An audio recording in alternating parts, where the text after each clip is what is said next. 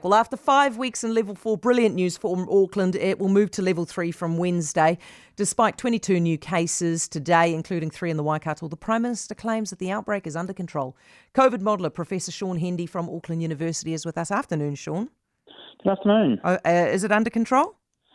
Well, like many Aucklanders, I'll be hoping so.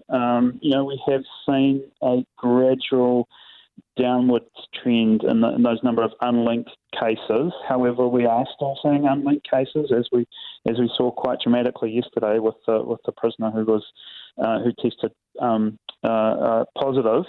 So it's not completely under control at this stage, but I guess the Prime Minister and Cabinet have decided that it's close enough to being under control that they can take a bit of a risk. Under level 3, are cases going to rise every day?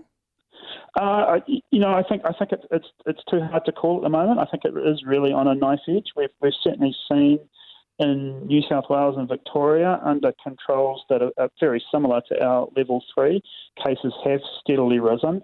On the other hand, we have got cases down to small numbers. And they're at a level where our contact tracers could well stay on top of them and even eliminate them. How long before we move to level 2?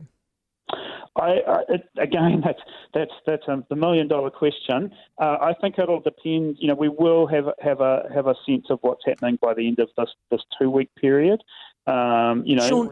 Ideally, we see cases drop over the next fortnight, Sean, come on. We've just done 5 weeks in level 4. Level 4 has not changed. It hasn't materially changed the situation in 2 weeks. So realistically, come on. Level 3 is only going to make it possibly. It's not going to crush it any more than level 4 is.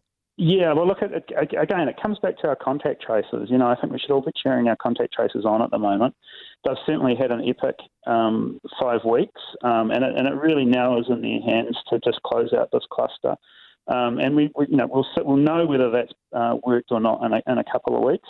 The alternative is quite an extended level 3 while we wait for our vaccine rollout to complete. That's going to be 6 to 8 weeks from now, so we'd rather not see that. We'd rather see our contact tracers win the day. Yeah.